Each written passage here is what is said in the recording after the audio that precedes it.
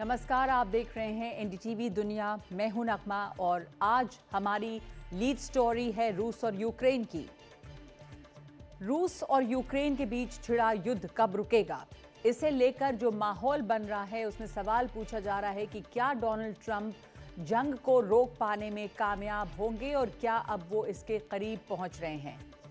इस lead story के अलावा और बहुत सारी रिपोर्ट्स ये देखेंगे कि ट्रंप को कहां पर मिला है 360 साल का एक आदमी, और साथ साथ देखेंगे एक रिपोर्ट पाकिस्तान से, पाकिस्तान में कहां पर हुआ है फिदायीन हमला, और चलेंगे ऑस्ट्रेलिया, क्यों डरे हुए हैं क्वींसलैंड के लोग, और आखिर में कहां पर हवा में इतना ऊंचा जा रहा है ज्वालामुखी का लावा। सबसे पहले लीड स्टोरी। यूक्रेन के राष्ट्रपति ज़ेलेंस्की ने ट्रंप को चिट्ठी लिखकर युद्ध बंद करने के लिए उनकी रहनुमाई को मानने की बात की है, और अब ट्रंप भी अपने सुर बदलकर ज़ेलेंस्की की तारीफ कर रहे हैं, और वो भी कांग्रेस में। क्या रूस और यूक्रेन के बीच चल रहे युद्ध के खत्म होने के आसार हैं? क्या इसकी राह खुल रही है?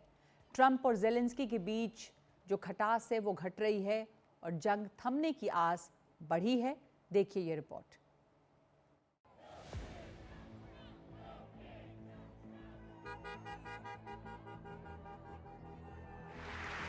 जब ट्रंप अमेरिकी कांग्रेस के साझा अधिवेशन में भाषण देने की तैयारी कर रहे थे, बाहर एक पार्क में उनके खिलाफ प्रदर्शन चल रहा था।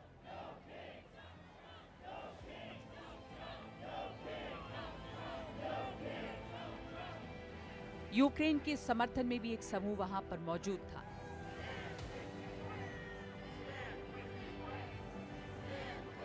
लेकिन अंदर अमेरिकी कांग्रेस में ट्रंप का रुख बदला हुआ था। उन्होंने यूक्रेन के राष्ट्रपति ज़ेलेंस्की की तारीफ की। ट्रंप का कहना है कि ज़ेलेंस्की ने एक खत लिखकर कहा है कि यूक्रेन शांति के लिए जल्द से जल्द बातचीत की टेबल पर आने को तैयार है। ज़ेलेंस्की ने मंगलवार को एक्स पर अपनी पोस्ट में कहा, यूक्रेन से ज्यादा शांति कोई नहीं चाहता है। अमन के लिए मैं अमेरिका के राष्ट्रपति के मजबूत नेतृत्व में काम करने के लिए तैयार हूँ। यूक्रेन किसी भी समय पर और किसी भी मान्य प्रारूप में खनिजों और सुरक्षा के लिए समझौता करने को तैयार है। ट्रंप कह रहे हैं कि रूस के साथ भी अमेरिका की गंभीर बातचीत हुई है, जिससे इस बात के मजबूत संकेत मिले हैं कि वो भी शांति के ख्वाहिशमंद हैं। It's time to stop this madness. It's time to halt the killing. It's time to end this senseless war. If you want to end wars, you have to talk to both sides. America से हर तरह की मदद थमने के बाद Zelensky के रुख में तेजी से बदलाव आया है, और ट्रंप की तरफ से भी रुख बदला है। रूस पहले से ही ट्रंप के पाले में दिख रहा है। ऐसे में ये बात कहने वाले लोग बढ़ गए हैं कि अब रूस और यूक्रेन के बीच की जंग थम सकती है, और सहरा बेशक ट्रंप अपने सर ही बांधेंगे। तो हमारे साथ जुड़ गए हैं हर्षवी पंत, जो उपाध्यक्ष हैं ओआरएफ के। प्रोफेसर पंत, बहुत सारे लोगों का अब ये मानना है या इस तरह के कयास लग रहे हैं कि अब युद्ध बंदी की राह खुल रही है। आपका क्या मानना है, क्या इंडिकेशंस हैं? नगमा, इंडिकेशंस तो शुरू से यही थे कि ट्रम्प साहब जब आएंगे तो वो एक पीस प्रोसेस का रास्ता खोलेंगे। बीच में अड़चन जो आई वो ये आई कि ज़ेलेंस्की और ट्रम्प के बीच की जो संबंध है वो हमेशा से खराब रहे हैं, और उसका एक नतीजा हमने देखा ओवल ऑफिस में जो हुआ। उसके बाद से ये थोड़ा सा डाउट लग रहा था कि कैसे ज़ेलेंस्की वापस आएंगे, क्योंकि राह तो पीस की, शांति की, युद्ध को खत्म करने की एक ही है, और वो ये है कि अमेरिका इंटरवीन करे और अमेरिका एक तरह से बैलेंस बनाकर आगे बढ़े। ऐसा लग रहा था कि ट्रम्प जो है वो थोड़ा-सा ज़्यादा रूस के प्रति उनका झुकाव है, और ये बात मुझे लगता है कहीं पर यूक्रेन को और ज़ेलेंस्की को खटक रही थी। लेकिन यूक्रेन के पास चारा भी नहीं है, उनकी एड रोक दी गई है, इंटेलिजेंस कोऑपरेशन रोक दिया गया है, तो वो किस बेसिस पर लड़ेंगे? बैटलफील्ड में भी आप तभी लड़ सकते हैं जब आपके पास अमेरिका से सपोर्ट हो। यूरोप सपोर्ट देने को तैयार है, लेकिन यूरोप के पास वो कैपेबिलिटीज़ नहीं है। तो जी। आप जब इसको रियलिस्टिकली असेस करेंगी तो आपको ये लगेगा कि जो बैलेंस है वो पीस प्रोसेस की तरफ बढ़ता हुआ नजर आ रहा है। तो ज़ेलेंस्की उस डील के लिए भी तैयार हैं, और इधर लग रहा है कि जो ट्रंप हैं उनका भी रुख थोड़ा सा नर्म हुआ है, वो भी अब ज़ेलेंस्की की तारीफ कर रहे हैं। तो ये लग रहा है कि एक विन विन सिचुएशन जल्दी ही आएगी, और इस जीत का सहरा ट्रंप अपने सर बांधेंगे कि उन्होंने युद्ध रुकवा दिया। जी, बिल्कुल, मुझे लगता है वो उनके लिए एक बहुत बड़ा एक तरह से जो आप कह रही हैं सेहरा होगा, वो एक अचीवमेंट होगा, वो उनको लगेगा कि कहीं पर एक बड़ा क्राइसिस था जो मैं थामने के लिए तैयार हूँ। कई लोगों ने कहा है कि ये ट्रम्प एक तरह से नोबेल पीस प्राइज़ के आशान्वित हैं, तो इसीलिए शायद वो ये कर रहे हैं। लेकिन कारण जो भी हो, उन्होंने जो अपने भाषण में स्टेट ऑफ द यूनियन में कहा कि मुझे ये जो जंग है इसको रुकवाना है, मैडनेस है, वो सारी बातें सही हैं। दोनों तरफ लोग अपनी ज़िंदगी से हाथ धो रहे हैं और ख़ासकर यूक्रेन के लिए बहुत बहुत मुश्किल वक़्त है, क्योंकि यूक्रेन के सामने अगर अमेरिका का समर्थन यूक्रेन के पास नहीं है, तो रशिया के लिए एक तरह से पूरा जो रास्ता है वो खुल जाता है कि वो कहाँ तक जा सकता है। तो अब मुझे देखना होगा, ये इंटरेस्टिंग रहेगा कि कौन सी टर्म्स और कंडीशंस पर ये नेगोशिएशंस आगे बढ़ती हैं। सारी साइड्स तैयार दिख रही हैं, लेकिन रूस का पलड़ा भारी है और इस कंडीशन में रूस किन टर्म्स और कंडीशंस पर ये पीस प्रोसेस को अग्री करता है। तो एक तरह से अगर आप अभी भी देखें, तो रूस के पास बहुत सारे कार्ड्स हैं जो वो प्ले कर सकता है नेगोशिएटिंग टेबल पर, और इसका इम्पैक्ट पड़ेगा नेगोशिएशंस पर कि यूक्रेन कहाँ तक झुकने के लिए तैयार होगा। जी, धन्यवाद आपका हर्ष पंत हमारे साथ जुड़ने के लिए। जैसा आप कह रहे हैं कि अब ये देखना होगा कि यूक्रेन कितना झुकने के लिए तैयार है, रूस का पलड़ा भारी है। अब देर नेगोशिएशंस की है कि किन शर्तों पे ये बातचीत आगे बढ़ती है। तो आगे बढ़ते हैं और बात करते हैं ट्रंप ने जो कांग्रेस में अपने भाषण में 2 बार भारत का नाम लिया है। जब टैरिफ की बात आई तो भारत का नाम आया और बात वही पुरानी कि तुम टैरिफ लगाओगे तो हम भी लगाएंगे। लेकिन अब वो कह रहे हैं कि भारत का ऑटो टैरिफ 100% तक है, इसलिए वो भी उतना ही लगाएंगे। India charges us auto tariffs higher than 100%. अमेरिकी कांग्रेस में टैरिफ पर बोलते हुए डोनाल्ड ट्रंप ने भारत का नाम अलग से भी लिया और टैरिफ बढ़ाने की चेतावनी दे दी। European Union, China, Brazil, India, Mexico and Canada, have you heard of them? And countless other nations charge us tremendously higher tariffs than we charge them. It's very unfair. India charges us auto tariffs higher than 100%. China's average tariff on our products is twice what we charge them. And South Korea's average tariff is 4 times higher. Think of that, 4 times higher.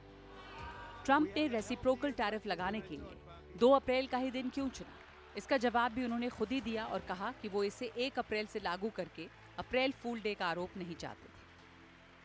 I wanted to make it April 1st, but I didn't want to be accused of April Fool's Day. America दुनिया की सबसे खुली अर्थव्यवस्थाओं में से एक रहा है, लेकिन अमेरिका इस बैग के बहाने ट्रंप जो सख्तियां देश के फायदे के नाम पर कर रहे हैं, उनमें से कई हो सकता है कि अमेरिका के लोगों के लिए उल्टी पड़ जाएं। भारत के लोग भी अमेरिका की आईटी इंडस्ट्री की रीढ़ माने जाते हैं और भारत से जाने वाले कई सामान भी इतने अहम हैं कि अमेरिकी लोग उनका महंगा होना आसानी से पचा नहीं सकेंगे।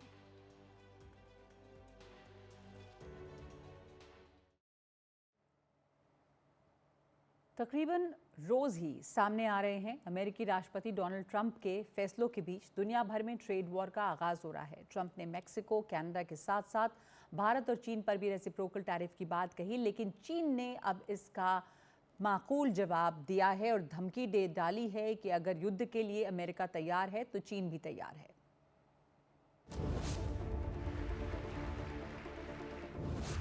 युद्ध चाहते हैं तो वो ही सही, हम आखिर तक लड़ेंगे। Wouldn't that be beautiful? Trump ने टैरिफ वॉर छेड़ा तो चीन ने भी सीधी धमकी दे डाली। अमेरिका में चीन के दूतावास ने सोशल मीडिया पर कहा है कि धमकियों से चीन डरने वाला नहीं। दबाव, जबरदस्ती या धमकियां चीन से निपटने का सही तरीका नहीं है। सही तरीका ये है कि एक दूसरे के साथ समान व्यवहार करते हुए चीन से सलाह मशवरा किया जाए। अमेरिकी राष्ट्रपति डोनाल्ड ट्रंप ने मंगलवार को अमेरिकी संसद के साझा अधिवेशन में चीन के सामानों पर 20% टैरिफ लगाने की घोषणा कर दी। इस पर चीन ने पलटवार करते हुए कहा है कि अगर अमेरिका युद्ध चाहता है, चाहे वो टैरिफ युद्ध हो, व्यापार युद्ध या कोई और युद्ध, हम अंत तक लड़ने के लिए तैयार हैं। चीन का कहना है कि फेंटनाइल जैसा मुद्दा चीन के सामानों पर टैरिफ बढ़ाने का एक बहाना है। अब जानकार सवाल उठा रहे हैं कि क्या टैरिफ को लेकर चीन का पलटवार झेलना अमेरिका के लिए आसान होगा और क्या अमेरिका की जनता कीमतों में भारी इजाफे को बर्दाश्त करने के लिए तैयार है।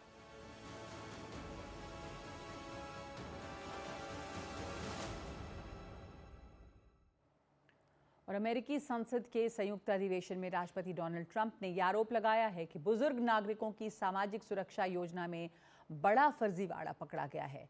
ट्रंप का दावा है कि लाभार्थियों की सूची में 220 साल से ज्यादा उम्र के कई सौ लोग शामिल हैं और एक तो 360 साल के हैं।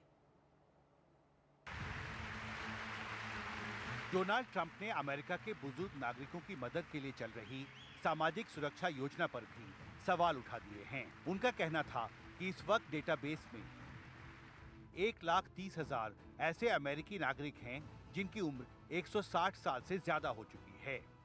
एक की उम्र तो 360 साल है। ट्रंप ने दावा किया कि उनकी सरकार ने $500 अरब का फर्जीवाड़ा पकड़ा है। Believe it or not, government databases list 4.7 million Social Security members from people aged 100 to 109 years old. It lists 3.6 million people from ages 110 to 119. I don't know any of them. I know some people that are rather elderly, but not quite that elderly. 3.47 million people from ages 120 to 129. 3.9 million people from ages 130 to 139. 3.5 million people from ages 140 to 149. 1.3 million people from ages 150 to 159, and over 130,000 people, according to the Social Security databases, are age over 160 years old. हालांकि Trump के दावों पर सवाल उठ रहे हैं। Donald Trump से पहले एलॉन मस्क भी अमेरिका में सामाजिक सुरक्षा योजना में खामियों और संभावित भ्रष्टाचार का सवाल उठा चुके हैं। लेकिन इस मामले में अमेरिकी सोशल सिक्योरिटी एडमिनिस्ट्रेशन की ऑडिट रिपोर्ट में पिछले 2 साल में जो तथ्य सामने आए हैं वो पूरी तरह से डोनाल्ड ट्रंप के इन आरोपों की तस्दीक नहीं करते। अमेरिका के सोशल सिक्योरिटी एडमिनिस्ट्रेशन के इंस्पेक्टर जनरल ने जुलाई 2024 में एक रिपोर्ट जारी की थी जिसमें कहा गया था कि 2015 से 2022 के बीच सामाजिक सुरक्षा योजना के लाभार्थियों में से 0.84% को गलत पेमेंट जारी किया गया। लेकिन इससे पहले 2023 में इंस्पेक्टर जनरल की रिपोर्ट में कहा गया था कि डाटाबेस में शामिल 100 साल के ऊपर के 1,89,00,000 लाभार्थियों में से सिर्फ 44,000 को ही इसका फायदा मिला था। दिल्ली से कैमरा पर्सन मनोज ठाकुर के साथ हिमांशु शेखर, एनडीटीवी इंडिया। और अब खबर पाकिस्तान से। वहां पर एक मिलिट्री बेस पे आत्मघाती हमला हुआ है और हमले से बेस को काफ़ी नुकसान पहुंचा है। इस हमले में करीब 12 लोगों की मौत हो गई जबकि करीब 30 लोग घायल हो गए। ये मिलिट्री बेस उत्तर पश्चिम पाकिस्तान के पन्नू में है। पाकिस्तानी सुरक्षा अधिकारियों ने 6 आतंकवादियों के मारे जाने का दावा किया है। खबरों के मुताबिक 2 सुसाइड बॉम्बर्स सैन्य अड्डे के अंदर पहुंचे। इसके बाद वहां काफ़ी देर तक संघर्ष छिड़ा। पाकिस्तान तालिबान से जुड़े एक ग्रुप जैशल फुरसान ने इस हमले की जिम्मेदारी ली है। रमज़ान का महीना शुरू होने के बाद पाकिस्तान में ये तीसरा आतंकी हमला है।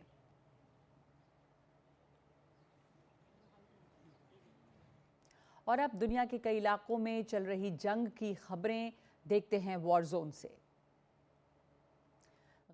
फिर से बसाएंगे अरब देश। अरब देशों के नेताओं ने मंगलवार को गजा पट्टी के लिए मिस्र की योजना का समर्थन किया है। इसके तहत 20 लाख लोगों को फिर बसाने की योजना है। गाजा पर कब्जा करने की अमेरिकी राष्ट्रपति डोनाल्ड ट्रंप की योजना के जवाब में एक विकल्प के तौर पर अरब नेताओं ने $53 अरब का बड़ा प्लान बनाया है। मिस्र की राजधानी काहिरा में आपातकालीन शिखर सम्मेलन हुआ। गजा के पुनर्निर्माण की योजना को मिस्र ने पेश किया था। मिस्र के राष्ट्रपति अब्दुल फतह अल सीसी ने इस बात पर खुशी जताई कि ये योजना फिलिस्तीनी लोगों को बिना विस्थापन के अपनी ज़मीन पर रहने का हक देती है। शिखर सम्मेलन में जो फैसला हुआ उसका हमास ने स्वागत किया। इजराइल ने इसे अस्वीकार कर दिया। ट्रंप प्रशासन ने इस पर ठंडी प्रतिक्रिया दी है।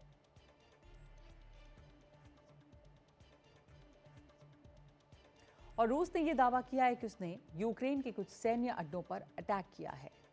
रूसी रक्षा मंत्रालय ने कहा कि उसके सैनिकों ने मंगलवार को सैन्य हवाई क्षेत्र के बुनियादी ढांचे, गोला बारूद के डिपो और इलेक्ट्रॉनिक युद्ध बेस स्टेशनों समेत प्रमुख यूक्रेनी सैन्य ठिकानों पर हमला किया।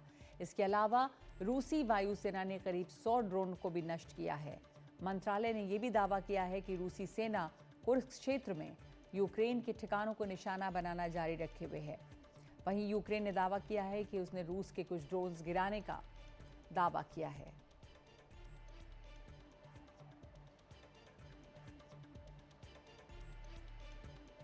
तो ये थी खबरें वॉर जोन से, और आइए कुछ और खबरें देखते हैं दुनिया के कोने कोने से। चीन ने 2025 के लिए अपनी जीडीपी का विकास लक्ष्य 5% तय किया है। नेशनल पीपल्स कांग्रेस की 14वीं बैठक में चीन के प्रधानमंत्री ली चियांग ने जानकारी दी। उन्होंने कहा कि इस साल 1.25 करोड़ नए शहरी रोजगार पैदा करने का लक्ष्य है। इस दौरान 70 करोड़ टन अनाज की पैदावार का भी लक्ष्य तय किया गया है। चीन की राजधानी बीजिंग में 14वीं नेशनल पीपल्स कांग्रेस यानी एनपीसी ने बुधवार को अपना तीसरा सत्र शुरू किया। ये सत्र बीजिंग के great hall of the people में हो रहा है। चीनी राष्ट्रपति शी जिनपिंग और दूसरे नेताओं ने उद्घाटन बैठक में भाग लिया। बांग्लादेश के अंतरिम सरकार के नेता मोहम्मद यूनुस ने कहा है कि पूर्व प्रधानमंत्री शेख हसीना पर मानवता के विरुद्ध अपराध का मुकदमा चलेगा। एक इंग्लिश न्यूज़ चैनल को दिए इंटरव्यू में यूनुस ने कहा कि एक मुकदमा चलाया जाएगा जिसमें न सिर्फ हसीना बल्कि उनके साथ जुड़े सभी लोगों, उनके परिवार के सदस्यों, उनके सहयोगियों से भी पूछताछ होगी। बताया जा रहा है कि ये इंटरव्यू 1 महीने पहले रिकॉर्ड किया गया था। मोहम्मद यूनुस ने कहा कि हसीना मौजूद हो या ना हो, उन पर केस चलेगा। और अमेरिका के दक्षिण कैरोलिना में फायरिंग स्क्वाड द्वारा मौत की सजा दी जाने वाली है। ऐसी सजा 15 साल बाद दी जा रही है। जिसे ये सजा दी जाएगी उसका नाम है ब्रैड सिगमन। 2001 में सिगमन को पूर्व प्रेमिका के माता पिता की बेसबॉल बैट से हत्या करने का दोषी ठहराया गया था। उसके सामने सजाए मौत पाने के लिए इलेक्ट्रिक कुर्सी और घातक इंजेक्शन का भी ऑप्शन था, लेकिन उसने फायरिंग स्क्वाड चुना। अमेरिका में सिर्फ 5 राज्यों इडाहो, मिसिसिपी, ओक्लाहोमा, यूटा और दक्षिण कैरोलिना में ही फायरिंग स्क्वाड एग्जीक्यूशन के जरिए सजा दी जाती है। और ऑस्ट्रेलिया के क्वींसलैंड में 51 साल बाद एक चक्रवाती तूफान टकराने वाला है। ब्रिस्बेन और आसपास के इलाकों में लोग तूफान से निपटने की तैयारी कर रहे हैं। माना जा रहा है कि एल्फ्रेड नाम का तूफान क्वींसलैंड की राजधानी ब्रिस्बेन और गोल्ड कोस्ट सिटी पहुंचेगा। कुछ दिनों पहले से ही इन इलाकों में समुद्र की लहरें तेज हो गई हैं। माना जा रहा है कि तूफान की वजह से तेज बारिश होगी। ऑस्ट्रेलिया के पीएम एंटनी एल्बनीज का कहना है कि उन्होंने राज्य सरकार को 2.5 लाख सैंड बैग्स उपलब्ध कराए हैं। इससे पहले सेना ने 80,000 सैंड बैग्स दिए थे। ये फैसला लिया गया है कि गुरुवार से स्कूल बंद रहेंगे। तूफान प्रभावित इलाकों में पब्लिक ट्रांसपोर्ट भी बंद रहेंगे। अस्पतालों में सिर्फ अर्जेंट सर्जरी होगी।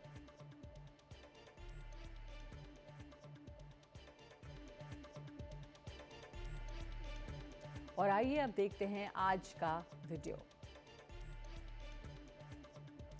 हवाई के ज्वालामुखी से फूटा लावे का फव्वारा हवा में 100 फुट ऊपर तक नजर आ रहा है। ये लावा पिछले साल 23 दिसंबर को निकलना शुरू हुआ था।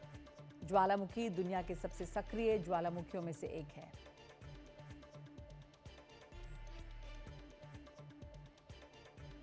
एनडीटीवी दुनिया में आज के लिए इतना ही। नमस्कार।